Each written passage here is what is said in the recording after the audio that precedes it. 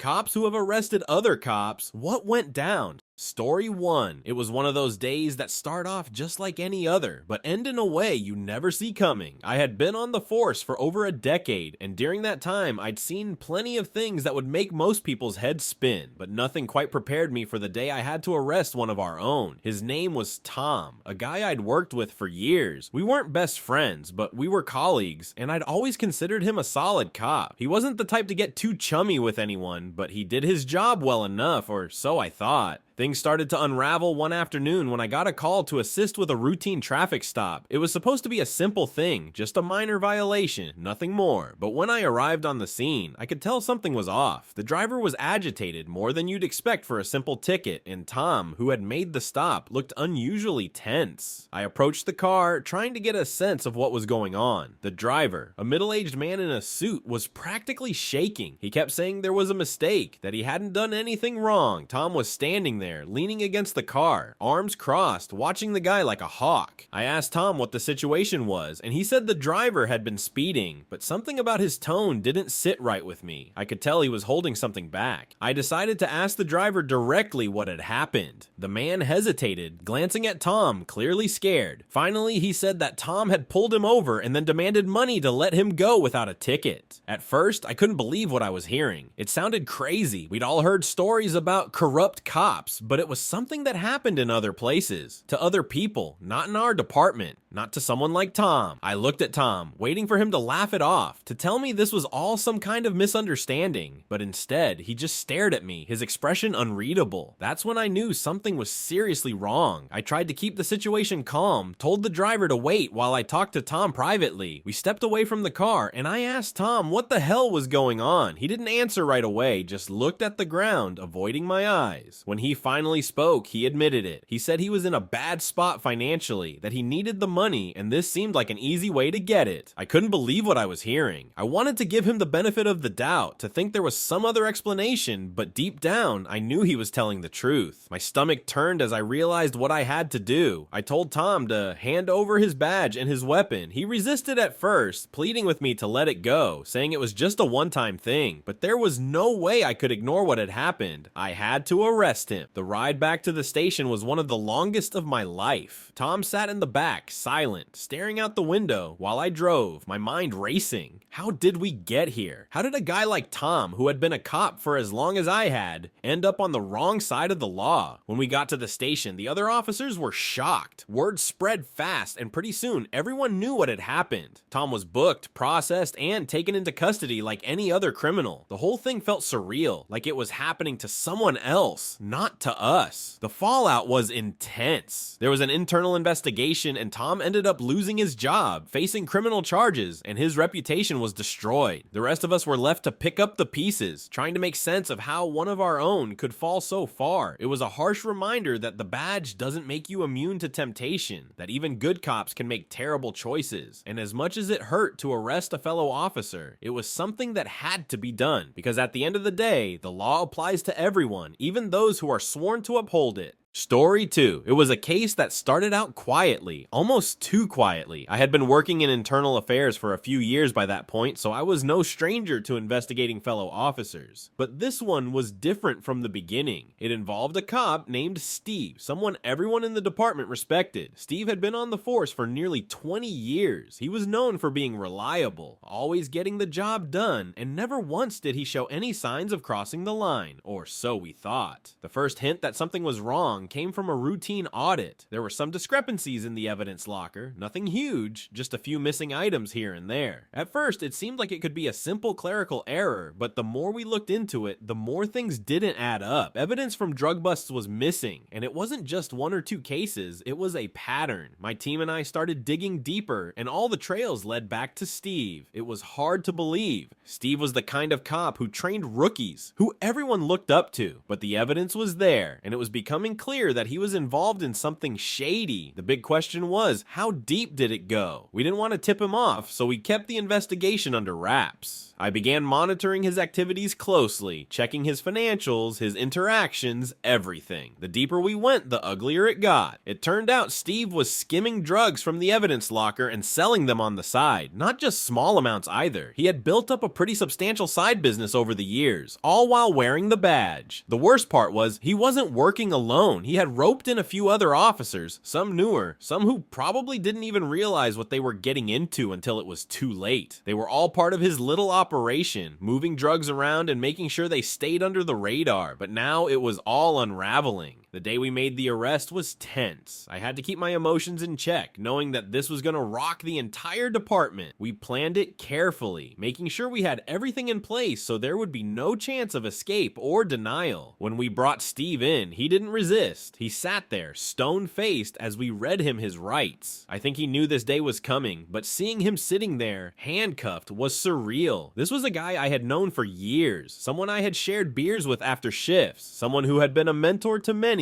and now he was just another criminal. The fallout was massive. The department was in shock, not just because of what Steve had done, but because it had gone on for so long without anyone noticing. Trust was shattered, and for a while it felt like everyone was under suspicion. Internal affairs was busier than ever, as we had to make sure no one else was involved and to rebuild trust among the ranks. Steve ended up taking a plea deal, and he rolled over on the other officers involved. It was heartbreaking to watch, as some of the younger guys clearly had no idea what they had gotten themselves into. They were just following orders, trusting someone they thought was beyond reproach. But ignorance didn't excuse them, and they faced consequences too. Steve went to prison, and the scandal cast a long shadow over the department for years. It was a hard lesson for all of us, a reminder that corruption can take root anywhere, even among those you trust the most. Arresting a fellow cop is one of the hardest things you can do, but it's necessary. The integrity of the badge is something we all swear to uphold, and when one of us violates that trust, it's our duty to bring them to justice, no matter how painful it might be. That day changed everything for me. It made me realize that you can never truly know someone, no matter how close you are, and it reinforced the importance of vigilance and accountability in our line of work, because at the end of the day, we're not just enforcing the law, we're supposed to be examples of it. Story 3. It started with whispers, the kind that float around a precinct but never seem to stick to anything solid. Rumors about a cop named Phil, someone who'd been on the force for nearly 15 years. Phil was known for being tough, the kind of guy who'd do whatever it took to get the job done. He was respected, even feared a little, but in our line of work, that's not always a bad thing. The rumors, though, were different. They weren't about how Phil handled his work, they were about what he was doing on the side. There were stories about him taking things from crime scenes, money, drugs, anything valuable that wouldn't be missed if it disappeared. At first, no one wanted to believe it. Phil was a veteran, someone who'd been through it all with us. But as the rumors kept coming, it got harder to ignore. I was in a difficult position. As a senior officer, it was my job to keep things in line, but I also didn't want to believe that someone I'd known for so long could be dirty. Still, I couldn't just let it slide. I started paying closer attention to Phil's cases. Little things began to stand out, reports that didn't quite add up, pieces of evidence that went missing without explanation. But it was all circumstantial, nothing concrete. I knew if I was going to confront him, I needed more than just gut feelings and hearsay. The break came during a raid on a drug house. We'd been planning the operation for weeks, and when the day came, everything went off without a hitch. At least that's how it seemed. We cleared the house, arrested the suspects, and secured the evidence. Or so we thought. A few days after the raid, one of the suspect's lawyers started raising hell, claiming that a large sum of money was missing from the evidence. At first, I thought it was just a defense tactic, trying to throw doubt on the case. But then I reviewed the evidence logs, and sure enough, there was a discrepancy. A significant amount of cash had been listed in the initial reports, but wasn't there when the evidence was cataloged at the station. I started digging, going through the footage from the raid, the reports, anything that could give me a clue about what happened. That's when I saw it. Phil, on camera, pocketing a wad of cash from the suspect's stash before the evidence was officially recorded. My stomach dropped. There it was, clear as day. I couldn't deny it anymore. Phil was dirty. I knew what I had to do, but that didn't make it any easier. I took the footage to my superior, and we set up a sting operation to catch Phil in the act. It was brutal. Watching someone you've worked with for years, someone you've trusted, fall from grace like that is something I wouldn't wish on anyone. We arranged a situation where Phil would have the opportunity to take more money and sure enough, he did. The moment he pocketed that cash, we moved in. Phil didn't resist. I think he knew it was over the second he saw us coming. We arrested him on the spot and he was taken to the station, booked like any other criminal. The fallout was massive. Phil tried to justify his actions, saying he was under financial pressure, that he was just trying to make ends meet, but there was no excuse for what he'd done. He had betrayed the badge, betrayed all of us. The department went into damage control mode, trying to contain the scandal, but the damage was done. Morale hit an all-time low, and trust within the ranks was shattered. It took years to rebuild that trust, and some wounds never fully healed. Phil lost everything: his job, his pension, and any respect he once had. He was convicted and sentenced to prison, a harsh reminder that no one is above the law, not even those who enforce it. The whole experience left a scar on me, a reminder that corruption can seep in even where you least expect it. It taught me to never ignore those whispers, to always follow up on those gut feelings, no matter how uncomfortable it might be, because in the end, it's not just about upholding the law, it's about maintaining the integrity of the force, about making sure that the people who wear the badge deserve to wear it. Arresting Phil was one of the hardest things I've ever had to do, but it was also one of the most necessary. It was a harsh lesson in accountability, a reminder that the trust we place in each other as officers is sacred, and when that trust is broken, it can never be fully restored.